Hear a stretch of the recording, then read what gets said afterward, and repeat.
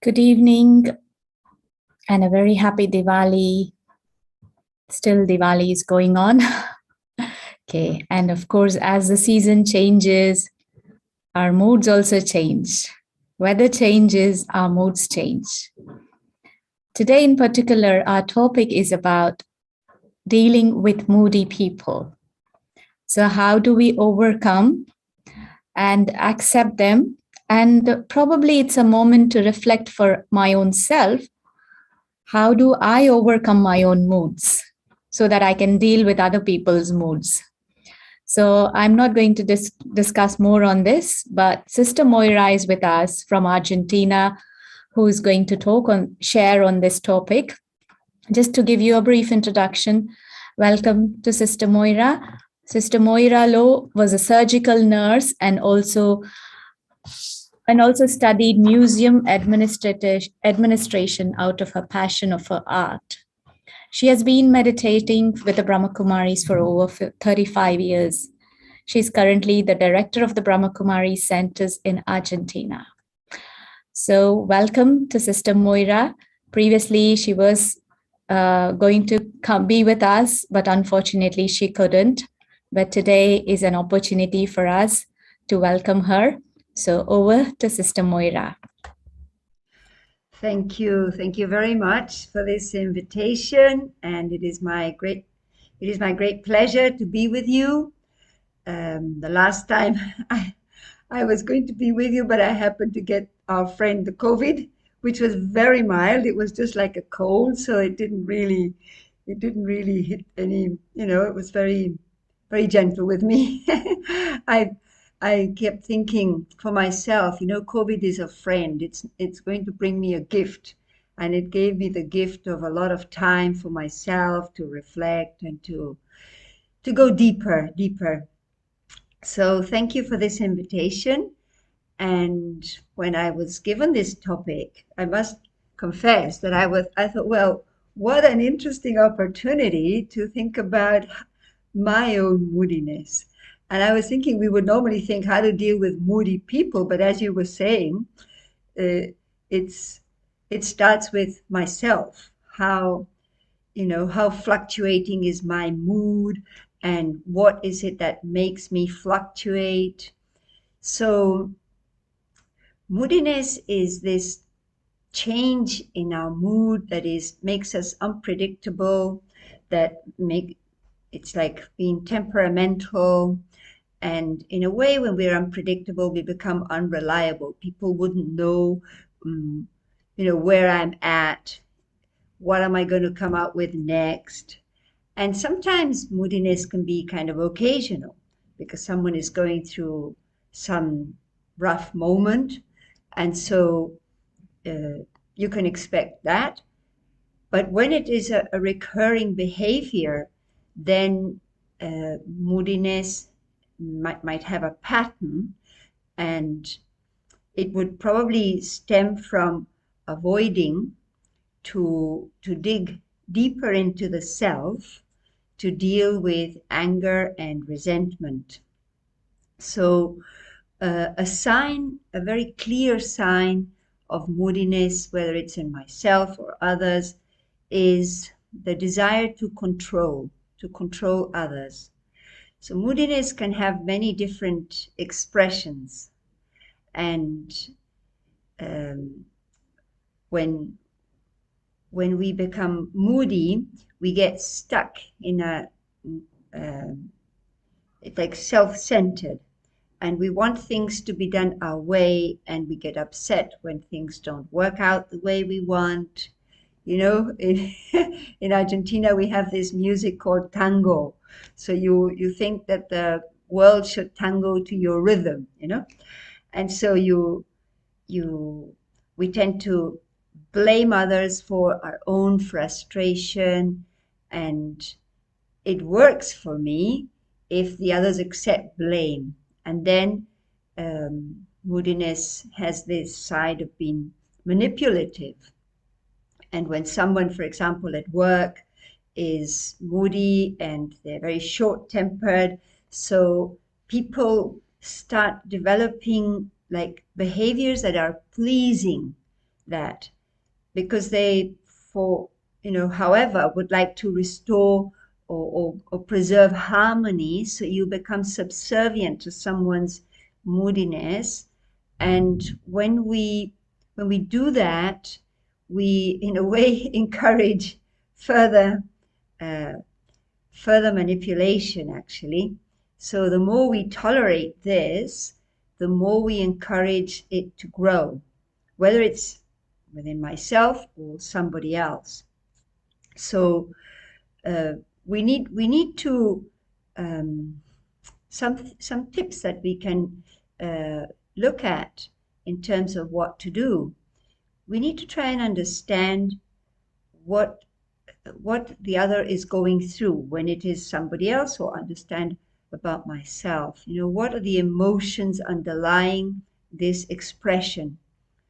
And sometimes we find ourselves as adults mistreating people, and it being just an expression of some frustration of some event or some experience of my childhood. And it's a very common thing, because maybe we get upset for very little things, or we are always in a defensive mode, or we in a threatening mode for others, because of something that we haven't dealt with from our past. So there are like open wounds that give this, any time they are expressed in this way. So one thing we can do is, people who are moody don't want to be fixed. They want to be understood. And sometimes when you see someone is upset or is suffering, because they may be dear to you or close to you, and you would want them to overcome that. So we tend to try and fix things and give advice. And sometimes it only makes things worse, because people sometimes just need to be heard, or they just need to be understood. So will you unmute? I think I am unmuted. You can't hear me? Yes, we can hear Sister Moira. Oh, okay, because I was seeing that someone was saying. Yeah, I'll check it. Okay, so this is something that it could be like a response, like trying to tell people what to do. And if it's sometimes teenagers become moody, because at that age, their reactive nature um, is so alive, really. And we try to tell them what to do, and it only makes things worse. So they answer in any way, and they become very moody.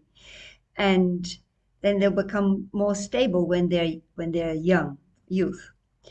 And so another thing that is important when we want to deal with, whether it's myself or somebody else, is like take responsibility for what is under my control, because we're not responsible for anyone's moodiness, and we may have to live by it. Sometimes it depends the situation. If you're at work, or if it's a family member that it's a parent, or your couple, or your children, and we have to live together. So sometimes it's a good idea to take a break and give yourself some time. And I don't mean by this to avoid someone's temper, but it's just giving myself or yourself a bit of oxygen, a bit of space. So to do something, because otherwise we become too either obsessed or too sensitive, and it wears out the relationship to an extent that it becomes a huge conflict. And sometimes just taking, stepping aside a bit to take have your own space, take your own time, have some rest, and do the things that you like, and give yourself a break from, moody personalities. And this thing of taking responsibility, we can only take responsibility for that which is under my control. I can't take responsibility for anything that is not in my control. So many times we take a lot of guilt from moody personalities. And this is something we need to look at. Why do we do this? And so we have to learn not to take things personally. And so there's many different angles from which we could see this. And something interesting that I learned in terms of dealing with difficult personalities is that we try to be empathetic and understand what is the person going on, but we can also do something that is called reverse empathy. And that is, if empathy would be stepping into the other person's shoes to feel what they feel like, this reverse empathy could be like looking at my own life, moments in which I was under the same influence. How did I feel? To try to understand what it is that I want and what it is that I need.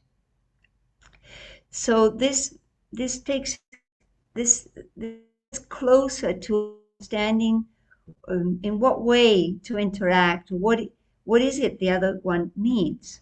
It's not like feeling their pain, but trying to identify, because we have all been moody at some point. Some people are very moody, others occasionally, others have a pattern for this behavior. So different things, and all this brings me to thinking about how moody am I? And I want to share with you an experience that brought me very close to this. Many years ago, I used to have a very severe anemia. And it was a time of my life I was traveling a lot.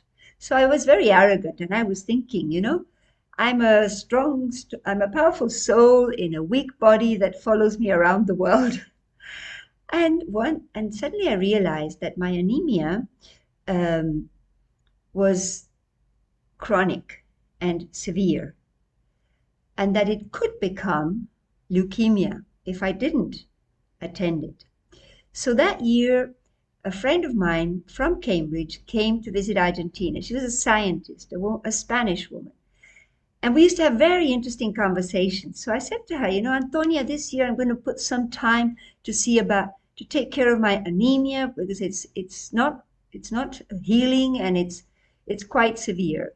And she said to me, so, like back of her head, she said, when the anemia of the soul is healed, the anemia of the body will automatically disappear.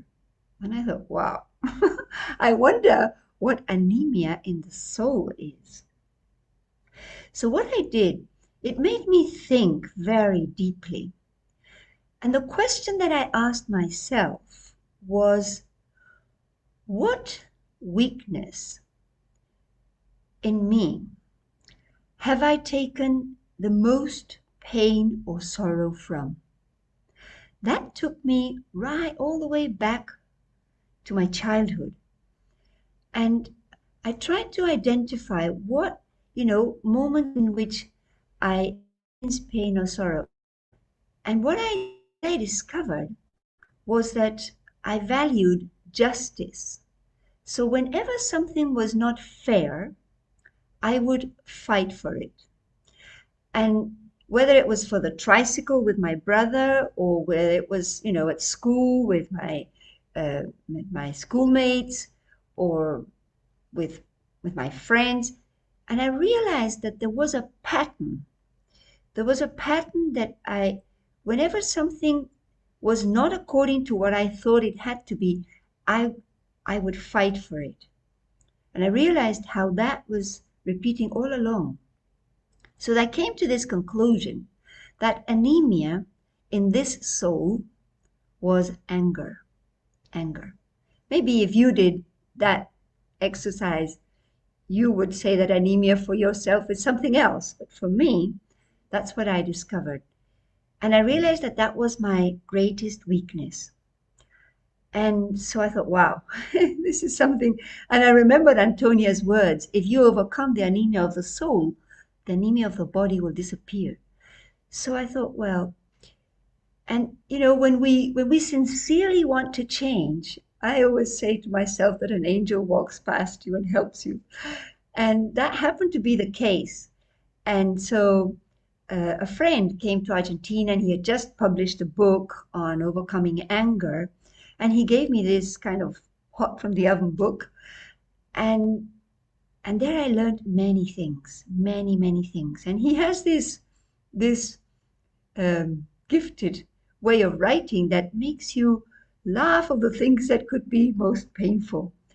And so I'm talking about someone that you may know in the UK. That's Mike George. And he has this book, Don't Get Mad, Get Wise. But I learned so much from that book. And I started applying and observing how to overcome this. And I was able to learn something that really changed my life. And that is that something simple that Mike said. It was like, nobody does anything to me. They do things, but not to me. And so he said it like this. He said, things happen, but they don't happen to me. And this is to do with what I was saying before as a tip. Like, don't take things personally. And we tend to either accept blame or project on others. So when we look deeply in what is happening when we become moody, then we understand what happens with others when they become moody as well. And so these fluctuations of my mood that make me unreliable. And so I learned about the nature of a reaction and what is it that triggers a reaction. So I would like to invite you to do a little exercise with me, if you're okay with that. And I'd like you, let's observe what it is that happens when we react. And why do we react? And so I'd like to ask you to sit comfortably and breathe deeply. And as you exhale, let go of any discomfort or tension that you might be holding in your shoulders, your face, your neck. So let's breathe deeply and let go any discomfort. And now let me take my attention inward. Let me come to my inner world, to this sacred space behind my eyes, where I can observe myself. There I am, with myself, in my own company. And now I will observe the screen of my mind. And I see the scenes of my life, the way I express myself, how I interact with people, my coming and going. And I'm the observer. And now I will focus on a scene which typically provokes me. Let me emerge that on the screen of my mind. Maybe someone pressing my buttons, maybe a situation, something unexpected. That happens every now and then, to which I typically react. So I see that there is something provoking me, and I see my reaction.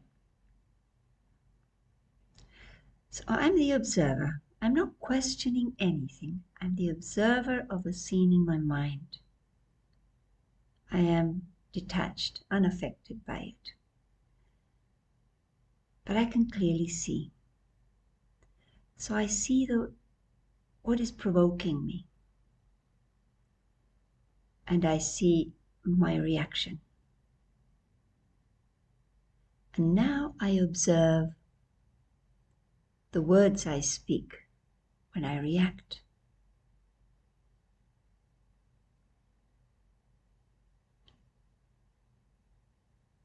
And now I observe my attitude behind my words and the feelings that my attitude express and the thoughts behind my feelings, my intention. So I'm fully aware.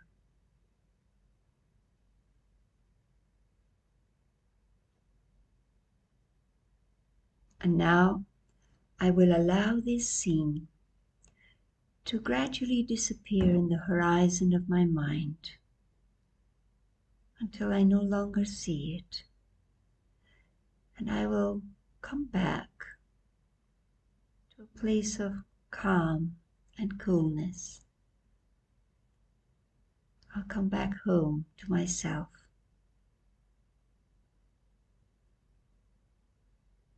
And I allow this calm energy to spread around my body, my shoulders, my neck. And I come back with my attention to where I am. And now, let us reflect together. What do we feel that was the trigger of my reaction? Did I react because something or someone provoked me? Was the trigger of my reaction my words? Did that trigger reaction? Was it my attitude? Was it the action that triggered reaction? Was it my thoughts or my feelings? What do you think triggers reaction? If you want, you can write it on the chat.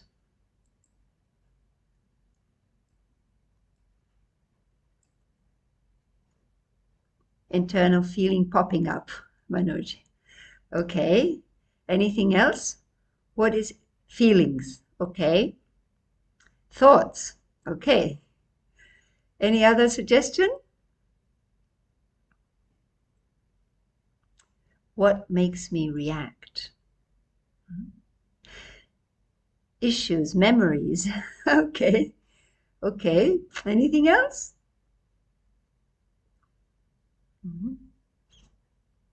Because sometimes, yes, conflict, internal conflict, thoughts about the situation or person, the surprise of being hurt. It's the mind's interpretation of an experience that causes emotions. Yes. Given situation, self-blame, people watching me for no reason, lack of understanding. Yes, thank you, thank you. Okay, yes.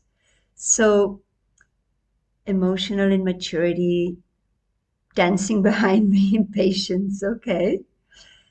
So normally we tend to think when it's my moodiness, then I tend to think that I am reacting because something, someone said something, ego comes under attack, yes. So we would normally think that, if someone is being aggressive to me, then this is why I react, because this is what I feel. Thoughts came, then feel sad. Yes, this is the answer, pretty, because actually we react, or the seed of reaction is at the level of thought, as you're saying there. So the thought comes. It is what I think of what is provoking me that creates a reaction in me. Because let's say I have someone here who is provoking me, the typical one that, presses the buttons for which I react. And I remember when Mike said things happen, but they don't happen to me. So if I asked you, is it happening? You would probably say, yes, it's happening right there next to you, but it's not happening to me. Let's say this provocation is someone is insulting me or ignoring me. You know, I'm talking to someone and they're just texting along and they're, being indifferent or not making eye contact. So it is a provocation, right? So that is happening, but it's not really happening to me. But if I think, how does this person dare behave like this? Or, maybe she's insulting me or he's insulting me. And I say, who does this person think she is or he is? So then because I'm thinking what I have heard, then probably I would feel offended, insulted, And so who should I forgive for hurting me? So someone said it, and then I thought about it, and then I felt hurt. So who hurt me? And the discovery that I made is that I can only hurt myself. So if someone said something and if I don't think about it, then I won't feel it. But if someone said something and I think about it, then who creates the feeling? Thoughts came and then I feel sad, as Priti was saying. No? So this is such a key and deep understanding to realize that the thought is the seed, and then comes the feelings. And then there's a cycle inside, because the way I feel triggers a lot of thoughts, and the way I think triggers a lot of feelings. But it all starts with my thought power. And this is something I cannot control what someone says.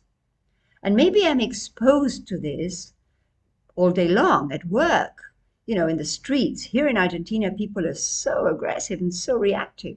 We are known to have huge egos in this country, So I could, if I'm sensitive, I could be, I could justify that I'm upset the whole day because either, people are pushy, in the queue of the supermarket, or the driving is wild. So I would have a reason to be unhappy always. Yet that is happening, but it depends on what I think about what is happening. Then that would determine the way I feel. And this I find is so crucial, because then it really depends on me. It depends on me. And I remember many years ago, and when I say it depends on me, sometimes things become so, so intense in a conflict or a relationship that it becomes like unbearable. And you would say, well, it depends on me. What can I do? I remember I went to Daddy Janki. Many of you might know her. She was the head of Brahma Kumaris and left us a couple of years ago at the age of 104.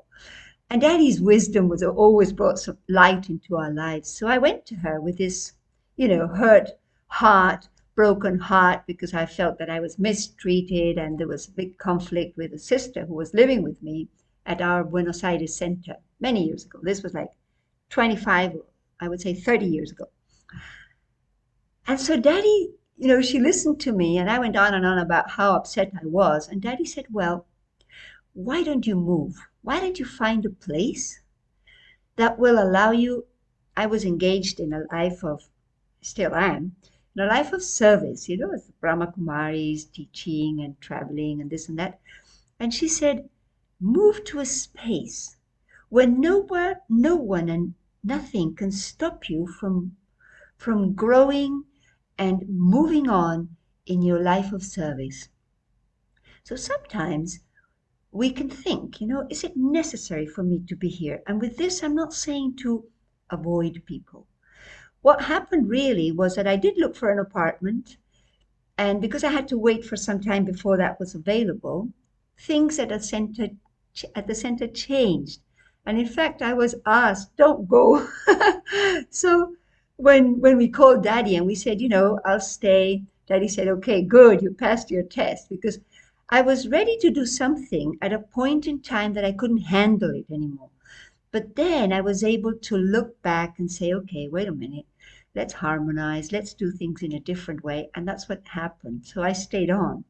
But this is something we can also think of, like sometimes a little space is necessary. Sometimes when a situation gets so worn out, we do need space. And I've seen Daddy separate some people for some time because that gives you a bit of space and you kind of, in your own energy field again, and that you're able to heal that.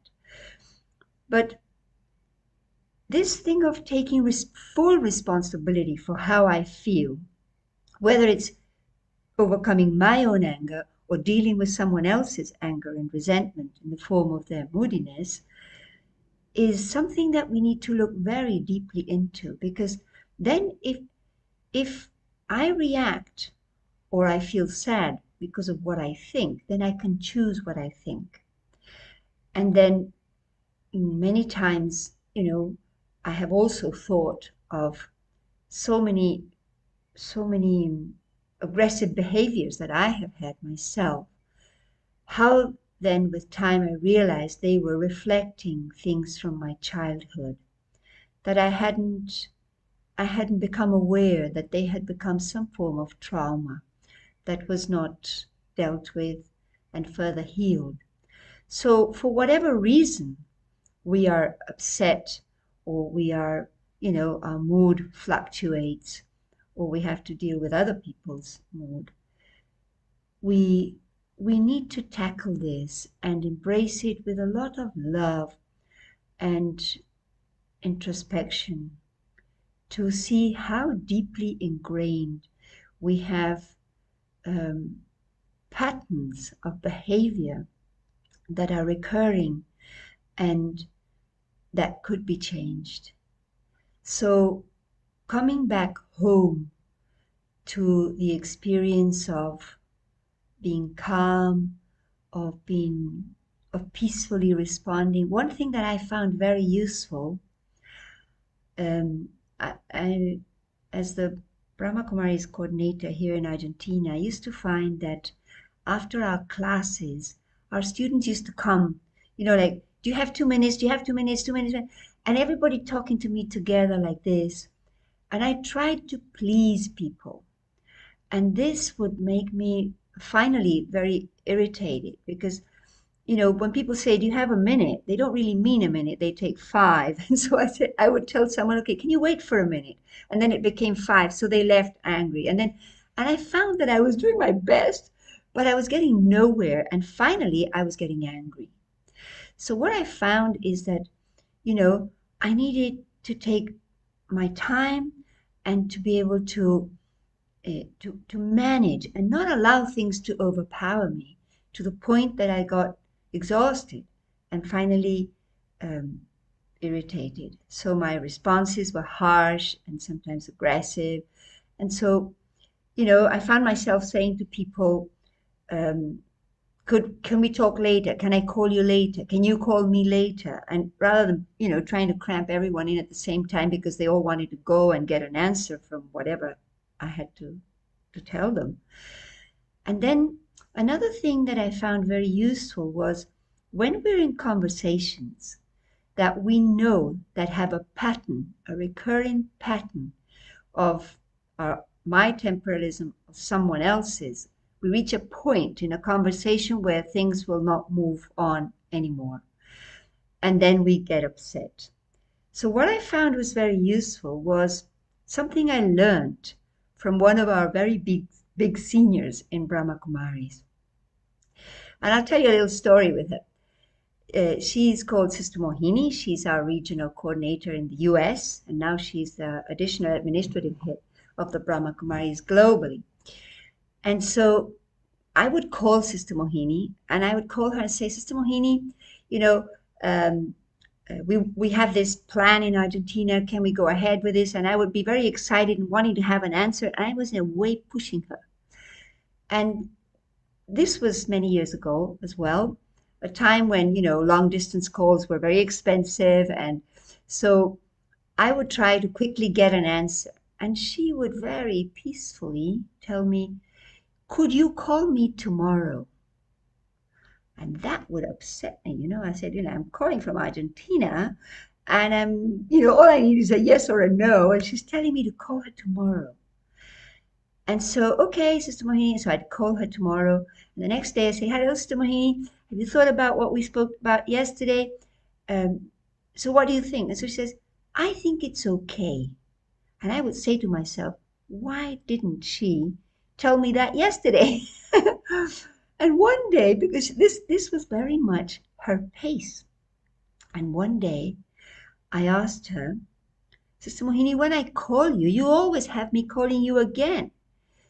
And I just wonder why you can give me a straightforward answer. And she said something very interesting. And I took it as a blessing. And she said, when I ask you to call me again, it's because I want to think deeply of the consequences of what I say will have in whatever you want to do. And I also want to fill my words with the power of blessings. Blessings are good wishes. So, and I thought about that, and you know what? Whatever she advised, I realized that it was very easy to carry out. And when we do things with good wishes and, the feeling of approval and blessings, it makes such a difference. So I thought, I should practice this because I'm sometimes very reactive like this. Sometimes it's even in a positive way, but it's not thoughtful and maybe not even powerful. So I started, taking pauses. And sometimes when I came into these conversations where I knew things would go in a direction where we wouldn't get anywhere, I would say, can we continue with this conversation tomorrow? Can I phone you later? Sometimes people push you to get an answer. And your head may be somewhere else, and then you become snappy. And it's not what you want, but it's just that we are not handling pressure in such a way that we can be responsive rather than reactive and gentle rather than aggressive. and so this was something that was very useful to me, very useful. And I still do today. I sometimes leave things in a little bit of suspense. And now with WhatsApp, you get a message, people want an answer right now, and suddenly you're going mad. So many different. We're sapping from one thing to another, so we could be moody very easily, and or even worse, we don't respond because we get fed up, and so that's even worse. So I think that we have to kind of sense where my energy is at and what it is that I need. So what I found, and personally, I can tell you that I've gone a long way with my overcoming anger. Not completely, and I'm speaking from a place of learning and transforming, really. But I took a lot of benefit from my practice of meditation. And meditation being the space to observe the self and recognize the power and strength within the soul, but also acknowledging and recognizing all that needs to be transformed, that I need to let go. And sometimes it's not so easy because some patterns, I sometimes when we get angry, we think that's a sign of power. And we create an identity around that I'm a tough girl, But that's not really what I want to be. I really want to be peaceful and loving. So here I am being something else. So I also have taken divine help. I would say two things. The help of good company, and that is of people that don't please me, people that will talk to me from a pure heart and will able to, some people when they point out things to you with a true heart, you can take it at heart and it won't hurt because maybe it is about ego. and I'm able to change that. But so if we are under the company, if we make allies with people, criticizing others just to please my ego, this kind of company just reinforces my moodiness, and I won't get anywhere better.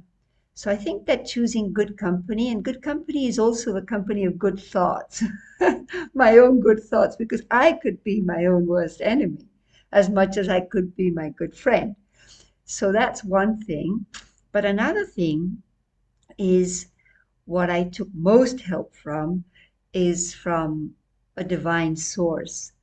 And by this I mean the help of God, the help of the supreme or divine energy, that when we sit in meditation, when we go deep within ourselves and into enough silence, we can connect to the source of peace, the source of love, and very important, to a vision of someone who knows me and who only loves me.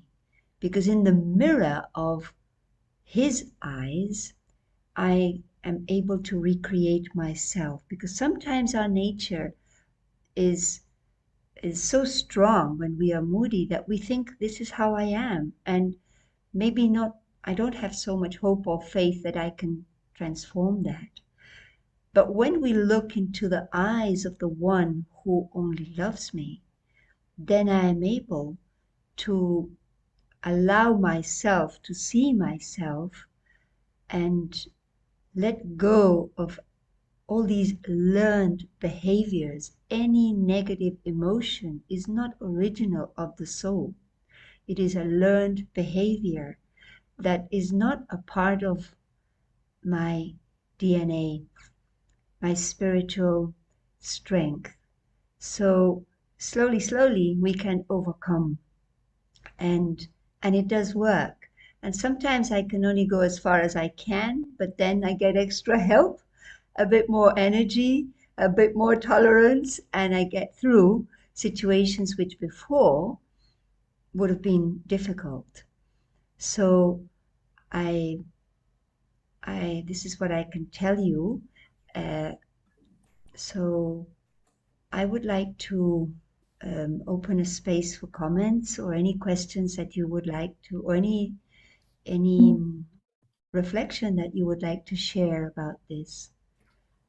Thank you, Sister Moira, for a wonderful sharing with your own personal experience about reaction. And I also like the exercise that you made us do, the reflective exercise, how our reactions are and where we stand with our reactions. There are a few questions that came up on the chat.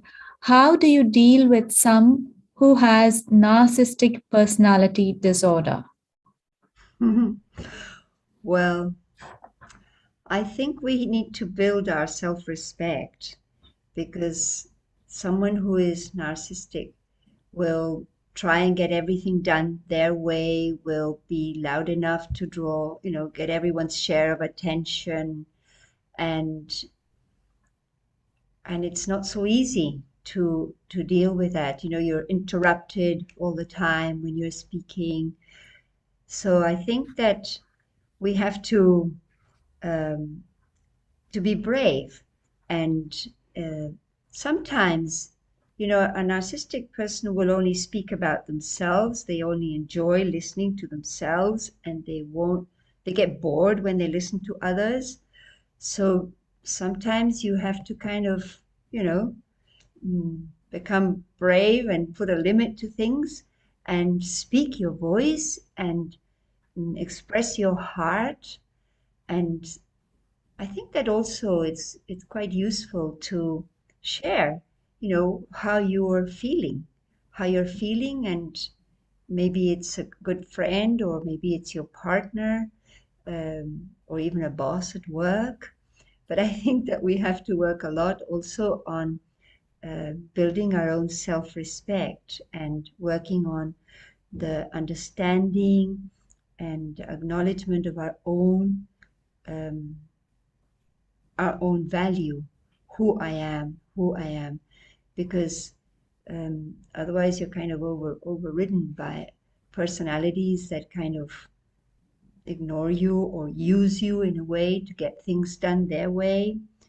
And so I think we need courage. I think that from being introspective and also realizing my own weakness. Why is it that someone can overpower me? It's only because I am giving them permission or a space. And so maybe I'm shy, maybe I have a lot of fear. And sometimes we become submissive to such personalities.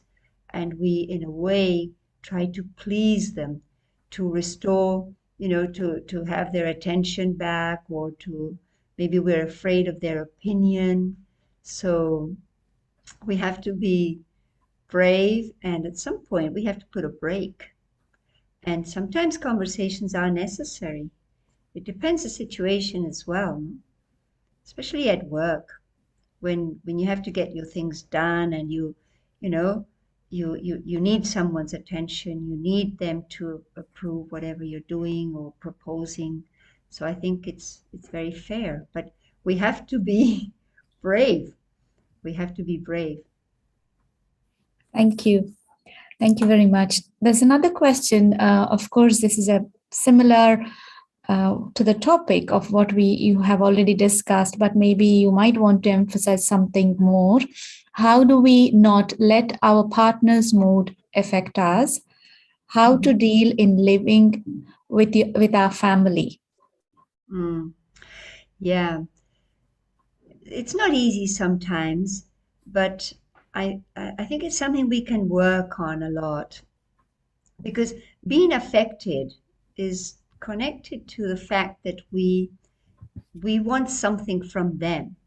So we're in a mode of taking. Suppose we want someone's approval, or suppose we are depending on someone's affection.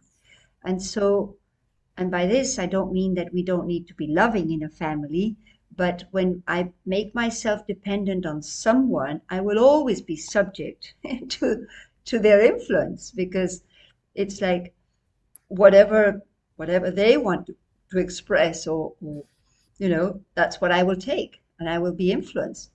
So I think that we need to know ourselves deeply and understand that we ourselves have that love within. We are that love that normally it's about wanting others to appreciate me. You would want them to tell you how much they love you or how much they need you. Sometimes you become subservient and pleasing because you want to feel needed. So this makes us a slave, affectionately. And so we need to regain the freedom of love, because attachment is the bond. It's like a chain, and attachment is like a distortion of love. It's what we think love is when we forget who we really are.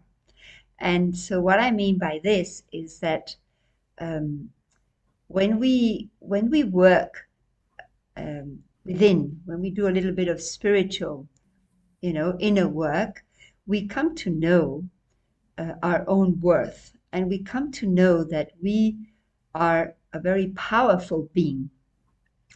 And maybe I don't feel powerful, maybe I feel very weak, but one thing is how I am now, and another thing is what I really am.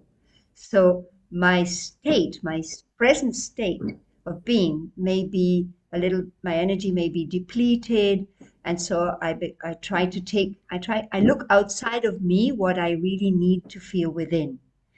And this is where I feel like Raj Yoga, what is taught in the Brahma Kumaris, was so useful to me in bringing me back home to my own power base, to understand that I was searching outside, expecting, when we feel empty, we have expectations on others, and this makes us dependent.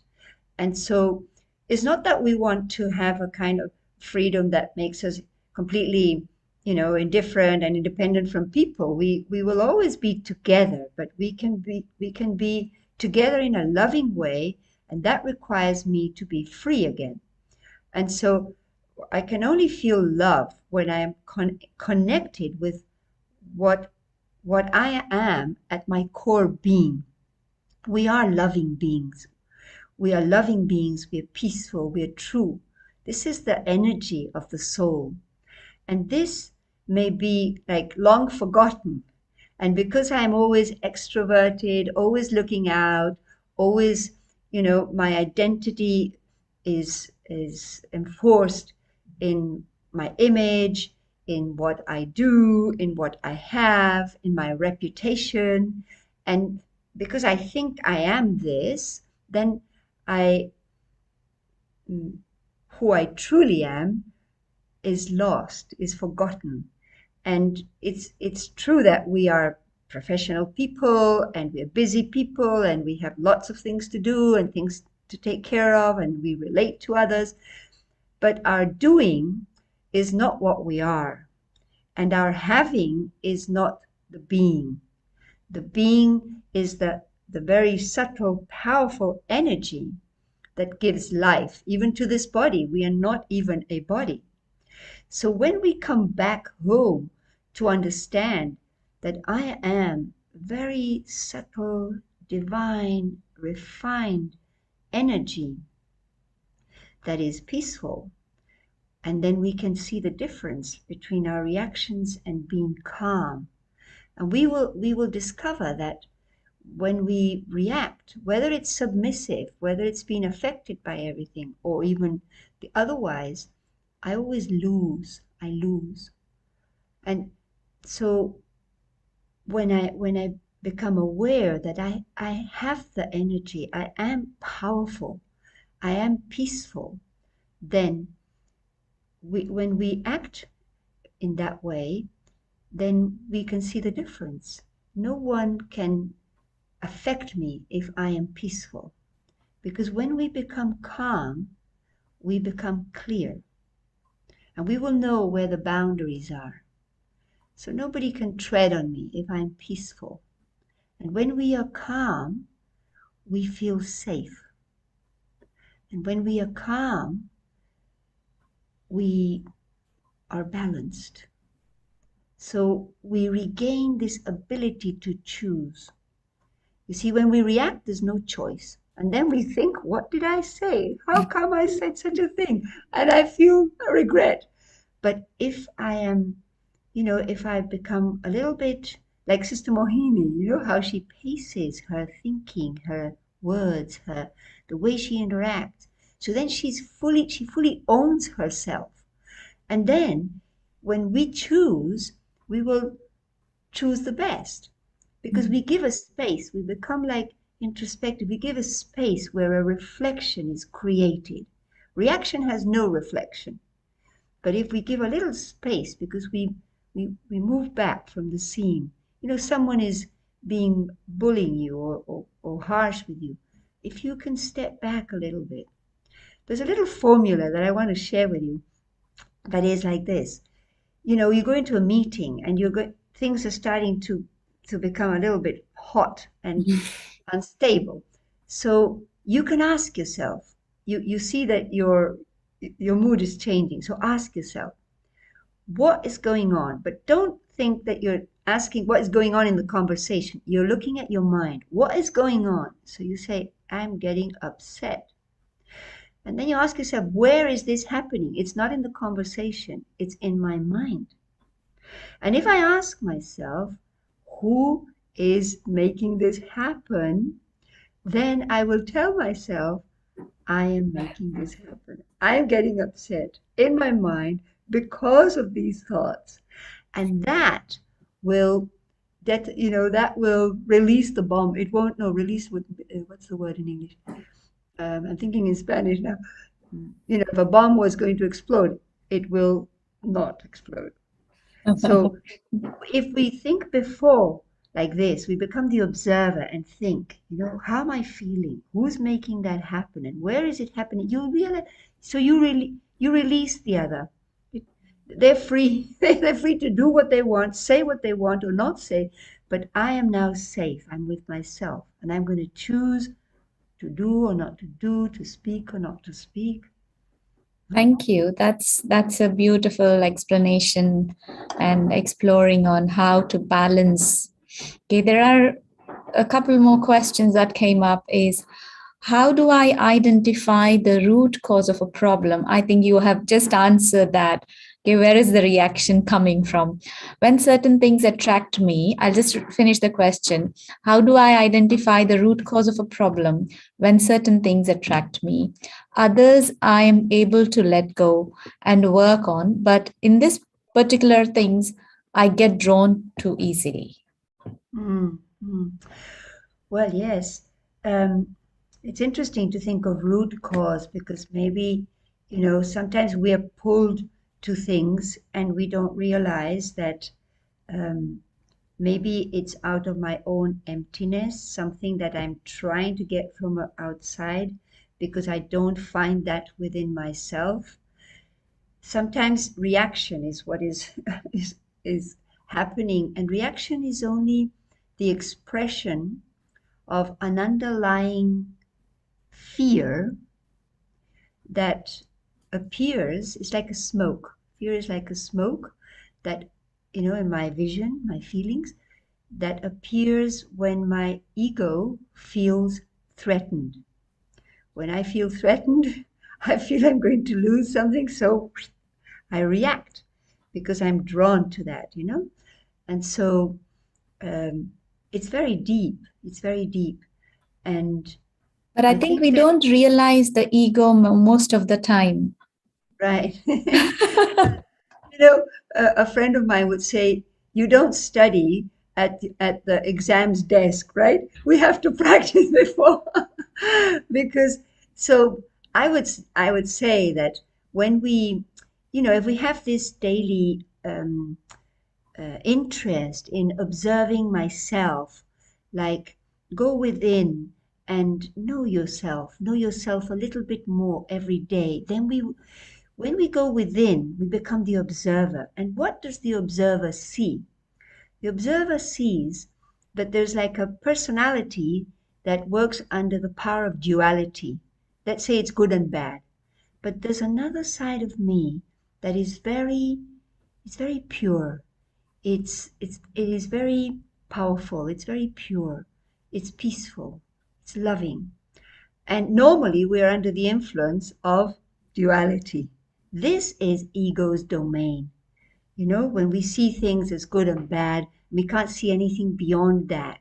So we're always in a polarity. So this is the ego's domain.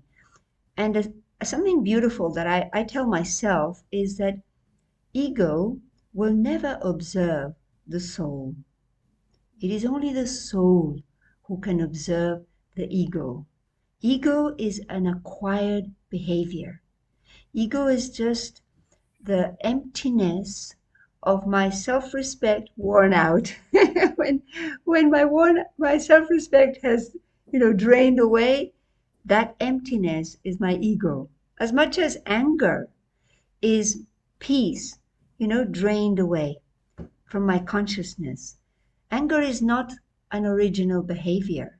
Yeah. It's acquired, it's learned.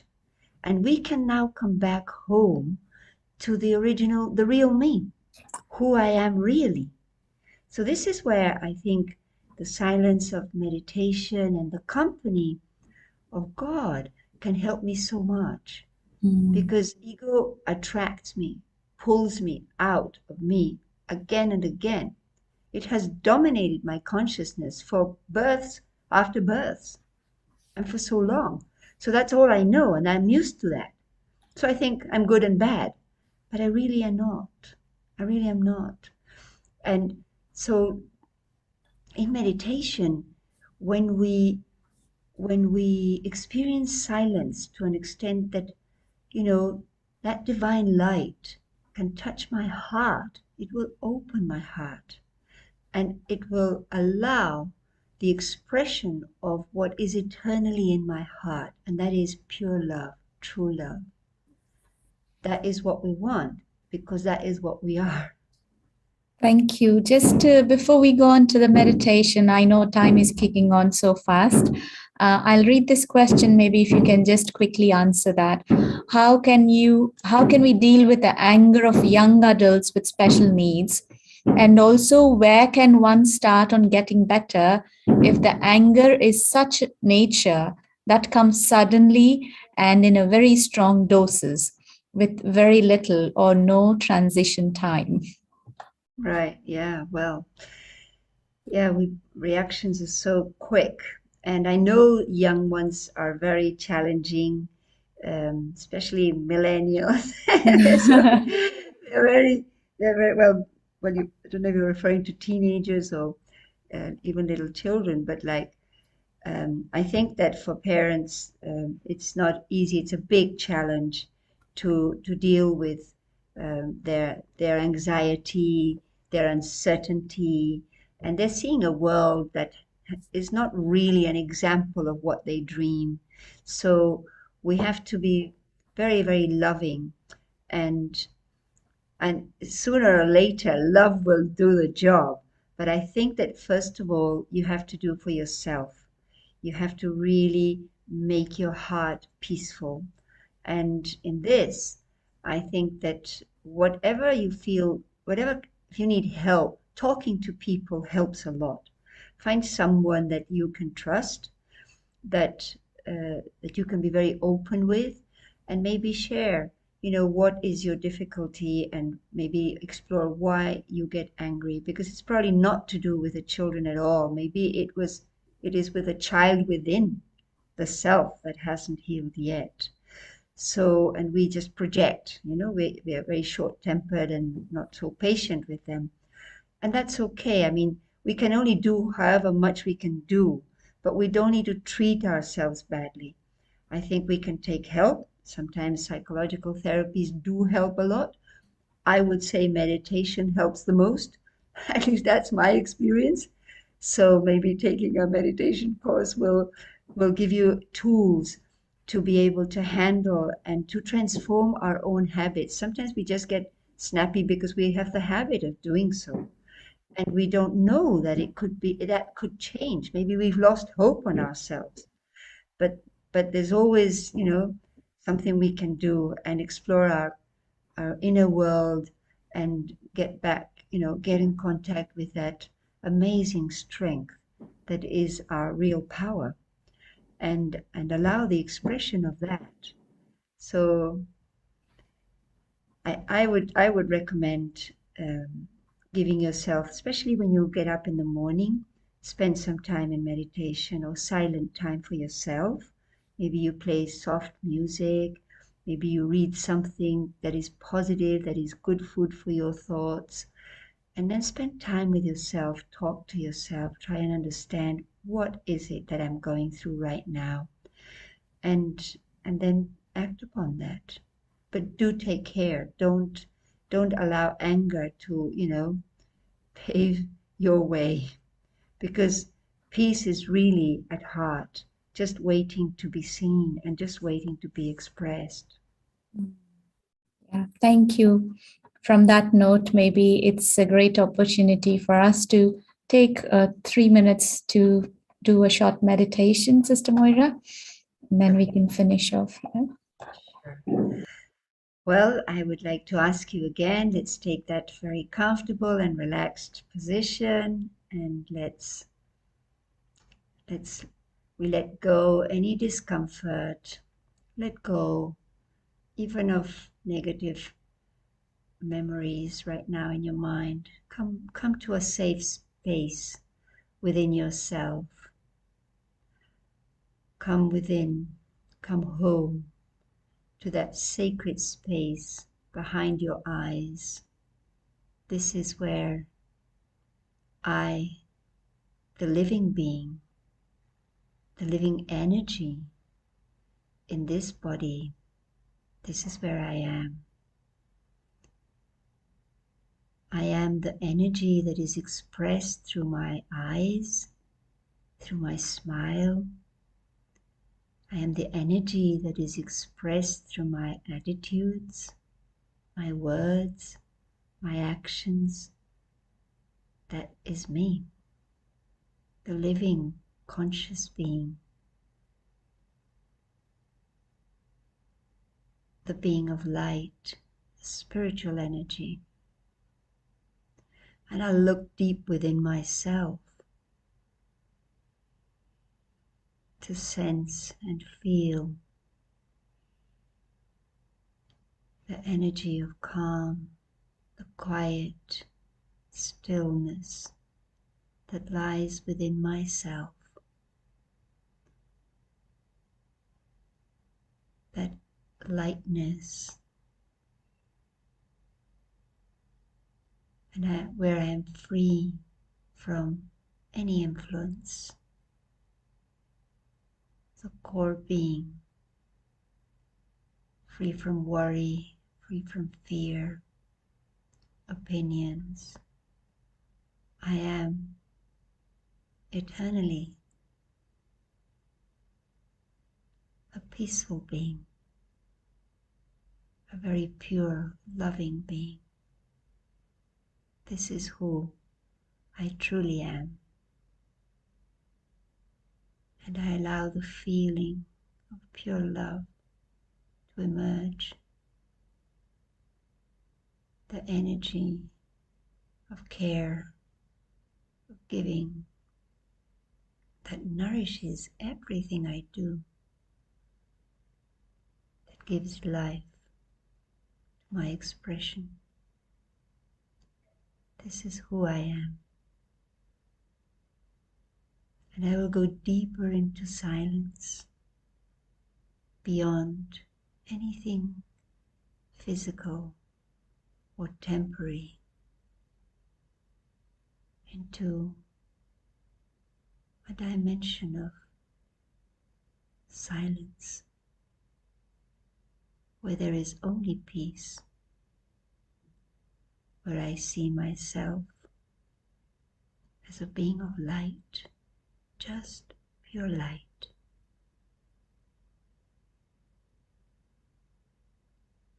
In the nakedness of peace.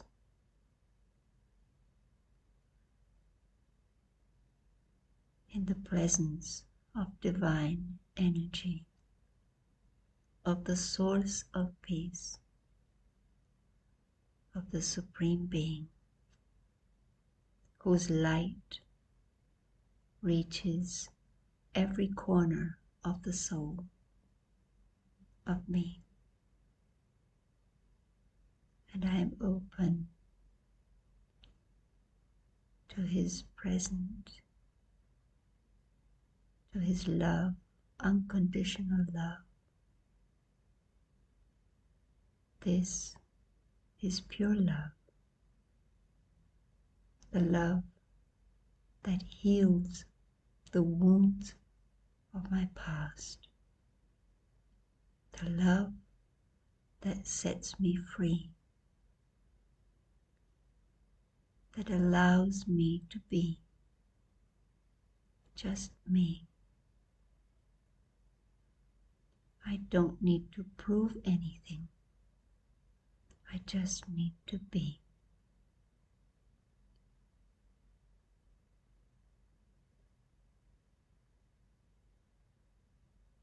I feel accepted,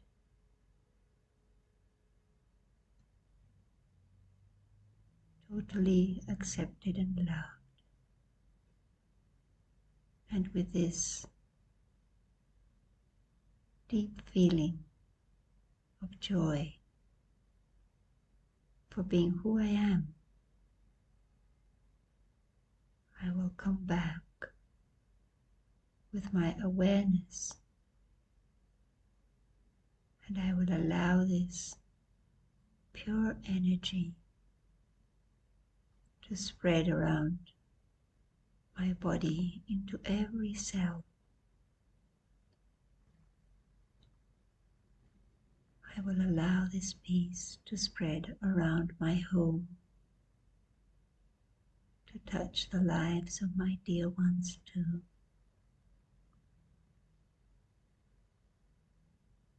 And I hold this feeling of freedom to be who I really am, a peaceful soul, a loving being, a powerful being.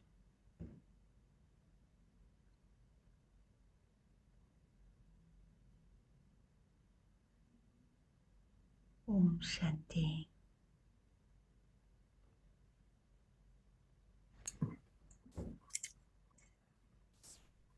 Thank you, Sister Moira. It's really lovely to hear from you. I would like to share, in essence, in 3 lines about what you shared is nobody does anything to me.